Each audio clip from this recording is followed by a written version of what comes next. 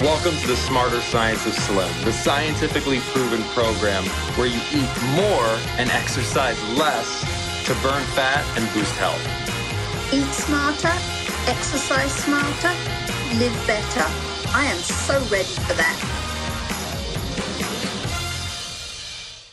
Hey everybody, Jonathan Bailor and Carrie Brown back with another Calorie Myth and Smarter Science of Slim show. Carrie, how's it going?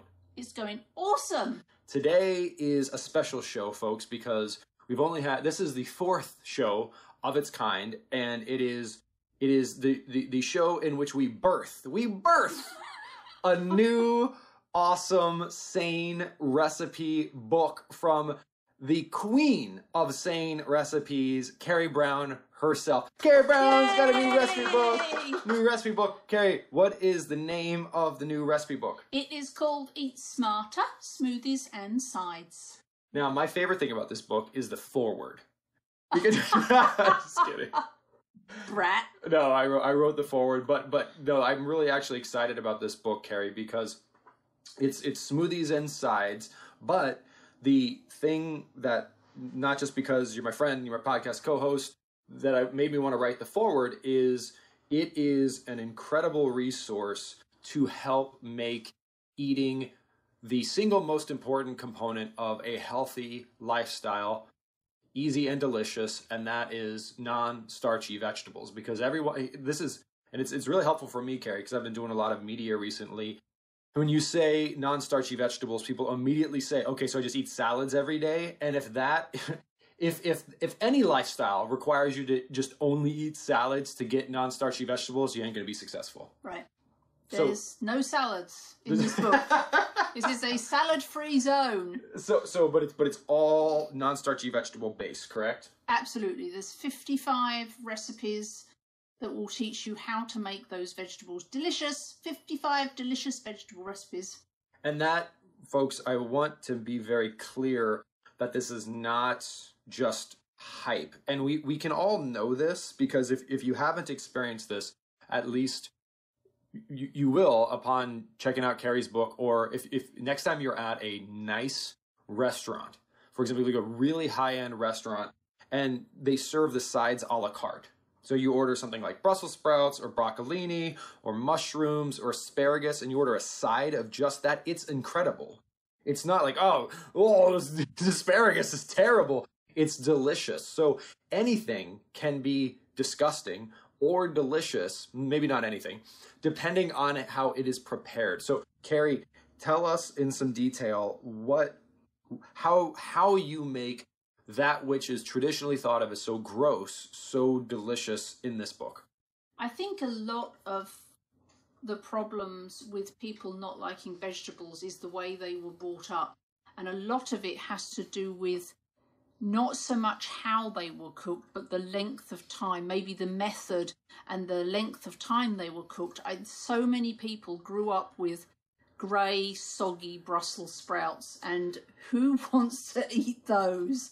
So I think a lot of it is simple education on how to cook them and for how long to cook them to get them to taste fantastic without actually doing anything more to them. Most of my recipes, though, will teach you little simple tips and tricks about things that you can add to them and ways you can cook them that will make them delicious fast and very simply. So is one example, actually two things real quick, Carrie, because I want to get into some of those simple tips so that our listeners can start implementing this right away, and then of course grab a copy of the book to get into the details. But two things. One, we all know that tastes can be acquired, as evidenced by the fact that I think almost everyone, the first time they've drank most alcoholic beverages, thought they tasted terrible, but then after drinking them for a while, I was like, oh, it's pretty darn good. The same thing, I promise you, applies to vegetables, but the cool thing about Carrie's recipes are you don't need that transition period because they will be delicious right from the get-go. And then what you'll find is you'll accidentally get into that place where you've acquired a taste for vegetables. And then if you do happen to just eat some kale, you'll be like, oh, it's actually pretty good. I'm waiting for that day. I don't know how you prepare kale, because we got some fresh kale the other day and I literally just steamed it on the stovetop, and it was like sweet and delicious. I don't know. Well, I'm very happy for you. Okay, but so tell us a little bit about some of these tips. One of the easiest ways to make vegetables delicious is by using compound butter. And a compound butter is butter which has had other flavorings added to it. So it's like a cinnamon butter or a something. I mean, I'm just garlic butter. Garlic butter. That's called a compound butter. And that is got to be the fastest, easiest way to make vegetables delicious. One of the things I did when I was creating the recipes for this book was I bought some green beans because I wanted to make, there's 25 different vegetables are stars of their own recipes in this book. And I wanted to get a huge number of different recipes so there would be something for everybody. And green beans are not my favourite vegetable. I think they're dull. I think they're boring. They're not my favourite. Poor green beans are getting thrown under the bus here. No. I'll eat them. I don't not like them, but if I have a choice of just about any other vegetable, I'll choose something else. They're not the sanest vegetable in the world, so don't feel too bad. So green beans, and I made a compound butter, and I won't tell you exactly what's in it because then you wouldn't need the recipe.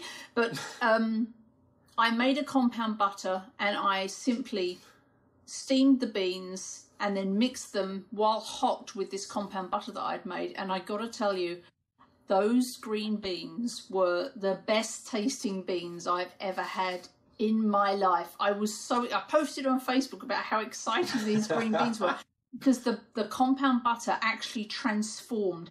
And anybody can make a compound butter. It's very simple. You know, you get a recipe so that you get the ratio of ingredients right, but with a few simple flavorings, spices, herbs, and some butter, you can make something that will transform just about any vegetable you can name. Even kale. I'm delighted you brought that up, Carrie, because that's the tip, let's call it, that has transformed, at least in my experience, it's the most basic tip that we can all embrace to make vegetables delicious. Because if you just tell somebody, put a pound of kale on your plate and just muscle through it, it ain't gonna happen. But if you saute kale with bacon, it's I mean, I'm not just saying it is delicious. I challenge anybody to put bacon in a pan and cook bacon and put kale in the pan with it and let them cook together, and then fill your plate with the healthy, fat, sauteed green leafy vegetable and be like, oh, I mean, it is so much better than rice or pasta or bread. It is a delightful taste. It's not just filler. So overcoming our fear of healthy fats that has been put upon us incorrectly over the past 40 years, that it's funny how the fear of fat has in some ways caused us to eat fewer vegetables. Because if the choice is between eating raw, unprepared vegetables, and I mean, that's just a non-starter for most people, but delicious, compound buttered vegetables are fabulous. And it's not like you have to beg your children, which is the common argument I hear, my kids just won't eat them. Make what Carrie is talking about. Use bacon grease, use duck fat, use coconut oil, use seasonings, and they become delicious. Yep. And the reason I talk about compound butters is they're so simple. You can make them well in advance. They store easily in the fridge. You can make them in bulk. And all you have to do with the vegetables is steam them and then mix them with the butter. So this is your cure-all for vegetable hatred without having to create a recipe or do anything any more complicated than that. So Carrie, I'm a huge fan, not only of the taste, but also of the health benefits of raw garlic. So I just try to I cook something and then I use my little garlic press and I try to put some garlic in there. Is it possible, if I wanted to make a Jonathan Bailor assembly version of a garlic butter, because then I could keep the garlic raw, how do I do that?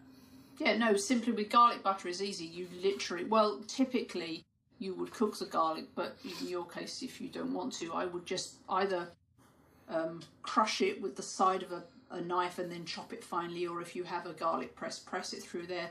And then you'll need leave the butter out of the fridge overnight so that it's not hard in the morning, and then just literally mix the two up. And with garlic, that's super simple because you can make it as garlicky. You don't really need a recipe for that. You can make it as garlicky or not as you want. And then simply put it in a jar, just keep it in the fridge. Dave Asprey, the bulletproof executive who is like the king of butter, he needs to buy a copy of your book. He's gonna love it. It's like the better butter book. That's funny because he wrote, Dave, this is like your featured book, because he wrote a book. He and his wonderful wife, I met Dave and his wife on the low carb cruise. I believe his wife's name is Lana, maybe, forgive me if that's not your name. And they wrote a book called The Better Baby, or something. No, they didn't, I don't know. Hey Carrie, how about compound butter? All right, so we've got savory sides. Wait, so is it basically just, is it a bunch of compound butters, or are there other ways? No. Okay. There's only 2 actual compound butter recipes in there. One was for the green beans, which just rocked my world. And the other was for a compound butter recipe for a mixture of cabbage and Brussels sprouts, which is absolutely delicious and will change your mind about Brussels sprouts if you don't like them. My mind has gotten changed about Brussels sprouts in general, because I gotta tell you, Brussels sprouts are good eating. Yes. Like if you just straight up take Brussels sprouts, cut them in half, drizzle some healthy fat on them, some garlic salt, throw them in the oven, roast them, it's just delicious. It's not like, oh, vegetables. It's good. It is. I'm not just saying that either. Like, I hated vegetables my entire life, but I got to tell you, it is so cool when you escape from lipophobia, the fear of fats. There is no, and people say, like, there's no need to go out of your way. People want to get critical about this fat, that fat, whatever. You're going to be eating plenty of fat. It's easy to eat fat when you eat lots of vegetables. So something people say, oh, like, what about lean meats versus blah, blah, blah, blah, blah. Point is, for me at least, the best way to get your fats is with a bunch of non-starchy vegetables, because it's delicious.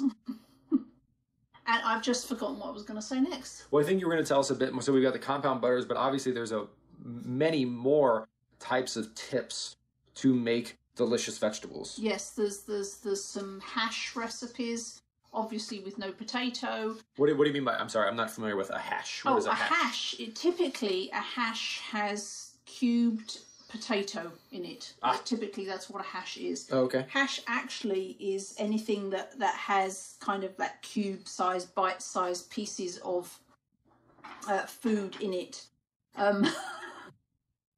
So I made a hash without any potato, and that actually was a Brussels sprout hash, which was absolutely yummy. I mixed it with pears and some other things, and it was extremely yummy. See, that's the difference between a chef and an assembler, because I would never be like, Brussels sprouts and pears, though that sounds like a great combination. Well, here you are. It is a great combination. No, I'm sure it is. I'm sure it is. Okay, so we got hashes. And are there, like, is it a cauliflower-based hashes, or what? Is it Brussels sprout, all of them? No, I use the pear to resemble the potato. Oh, fascinating. Yeah, see? Ooh, okay, so we got hashes, we've got compound butters. What else can we expect in Eat Smarter Smoothies and Size? So there's 9 ways to eat leafy greens. Ooh. There's wait, so what, like, so 9 salad recipes? No salad. There is no salad. There's 9 ways to leafy greens, being your Brussels, your cabbage, your spinach, those kind of things. So leafy greens, there's 9 ways, delicious ways to eat leafy greens. Then there's 13 ways to eat deeply coloured vegetables. So that would be things like your beets, those kind of things. Anything which is deeply coloured, peppers.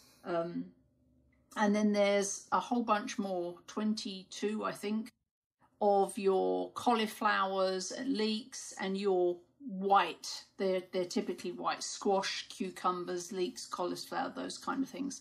There's 2 recipes for mash, which I know Well, I've made a lot of hearts beat a little faster. That just saying delicious. The word. Mash. Just saying the word. What is a mash? Because we all miss our mashed potato. Oh, mashed potato. Okay, sorry, I didn't know that was like bangers and mash. Like I was. Because I know everybody wants to eat mashed potato, and now we choose not to. So there's 2 different recipes for mash involving no potato, but it will one of them I actually called I Can't Believe It's Not Mash. I love it. Well, Carrie, I know I've seen the table of contents here of the books. I know you're keeping it a little close to the chest here because it has got a bunch of freaking transformative information in it, and it's a great example of. So it's funny because oftentimes it is easy to think that healthy eating is broiled chicken breast and salad, broiled chicken breast and salad. And obviously your other recipe books, all the recipes we have online, have shown that not to be true in terms of the protein and the fat. But really, when you compare rolls, rice, pasta, just all this kind of boring stuff with these colorful, delicious, succulent, varied, non-starchy vegetables, it's literally like a whole nother world you're unlocking, which for me at least is very exciting. I have actually already got some reviews back on the book and some emails and some lovely notes, and there are quite a few people out there in podcast listening land who already are eating Brussels where they never ate Brussels before. So that makes me incredibly happy. All right, so that just covers the sides, which are, of course, a fabulous way to increase your sanity, eat more non-starchy vegetables, because as we always say, about 50% of your plate is going to be a delicious non-starchy vegetable, so it's got to be something that's delicious. Then you're going to have a bunch of delicious protein as well, and of course there's all kinds of ways to integrate healthy fats into the vegetables as well as the dessert, which we've covered in other shows. But also, Carrie, you cover smoothies as well, so give us some insight into the unique, smarter approach to smoothies. So there's like 3 gazillion smoothie recipes online if you ever type in green smoothie and see what you come up with. The problem I found when I was researching this was that there's 2 camps. There's the green smoothies online that taste disgusting, and there's the green smoothies online that taste delicious. The problem with the ones that taste disgusting is they taste disgusting. And unless you're Jonathan Bailor, you just don't want to drink them. And if you're going to do this, if it's something you're going to do every day or every other day as a way of getting your 10 servings of non-starchy veggies in, it's going to be really hard work and you're not going to enjoy it if they taste nasty. So that takes all the ones that don't taste good off the table.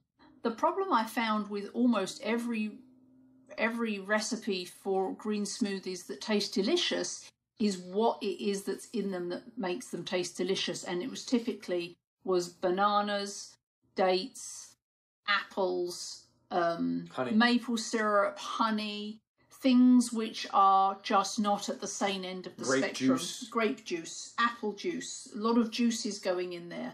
So they may taste delicious, and that's all great, but they're not actually the best for you that they could be. So what I tried to do was make smoothies that taste delicious, but that are also great for you. And the feedback I've had so far is that I've nailed both of those things. So that made me incredibly happy. Carrie, what is the, obviously we can't give away the farm here because we want people to grab a copy of the book, but what is the secret? I mean, are you using a different kind of, how do you take spinach and kale in smoothie form and have it not taste bad? For a lot of them, I'm using the SANE fruits, berries and citrus. Nice. to give you the flavour that makes them delicious. But also the use of peanut butter, cocoa, things like that, which have a deep flavour, particularly with kale.